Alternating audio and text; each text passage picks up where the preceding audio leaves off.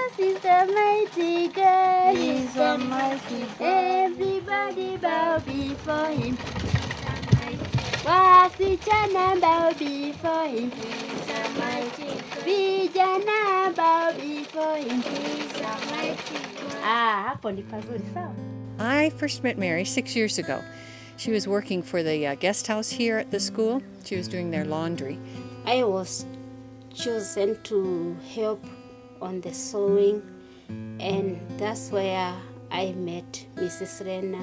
And I was sewing blankets, sewing quilts for the guest house beds.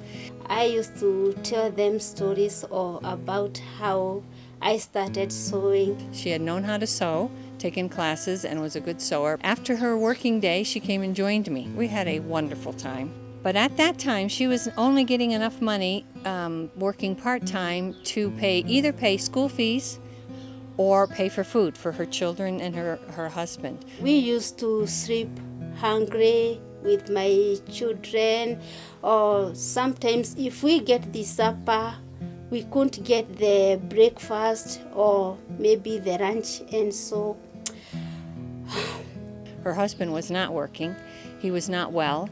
I really don't know exactly what was going on. She helped me to start making the coated bags, small ones. Last year, this whole global bag project came about. So Mary was, of course, the first person I went to and said, Mary, how about if you join me and we start working on a project together? I said, I don't exactly know what we're doing, but I know together we can figure out what's going on. I was very interested on doing that. I said to Mary, let's make these bags. The bags are not going to be fashion statements, they're going to be utility bags. She came up with an idea of how we can make the shopping bags. So Mary and I designed a utility bag, mostly Mary. I would say to her, Mary, we need a bag this big, give her some dimensions.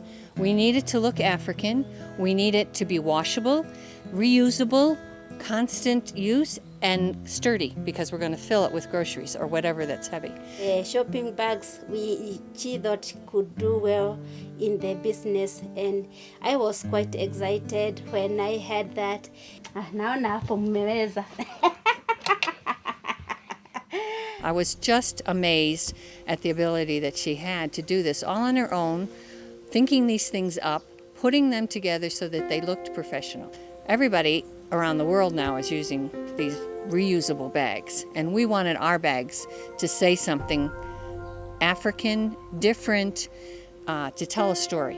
What is the thing that really stands out here in Africa? Colors. When you look at an African, the way they dress, colors. Now in the U.S. we put our colors together so that they kind of match. Well, they don't necessarily do that here. Their colors, they're just colors. They love bright colors. So I said, Mary, what is it that we can use to add to our bags to put the color in? Well, congas. Congas are the things that women over here wear to cover up just about anything, to carry babies, as a hat, you name it, they wear congas, and they come in every color under the sun, every pattern, everything. They're beautiful. I can now afford to buy food for the family, and they can run without problems, because I used to go to borrow money from other people for the school fees, because if I had a chance to continue with my studies, I think I could be someone else today. But since I didn't get that chance, I'm there for my children to support them by paying the school fees for them to be great people in future. She has become this very entrepreneurial type woman who is thinking on her own, designing on her own, trying to figure out how to sell her products, how to expand, hiring people to work with her, looking beyond her own family now, able to help somebody else, another family.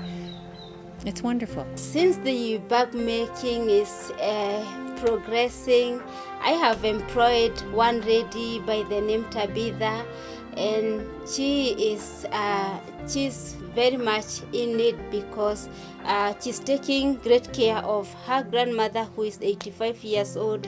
So it's been just a joy to work with her and watch how she's pulled this all together, to see that this one little thing, these bags, has affected this one little family.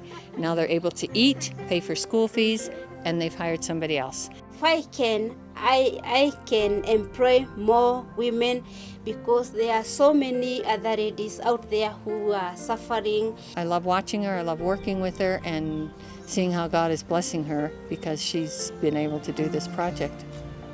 If all goes well in the project, I'll be able to employ even more and more, 100 or even more than 100.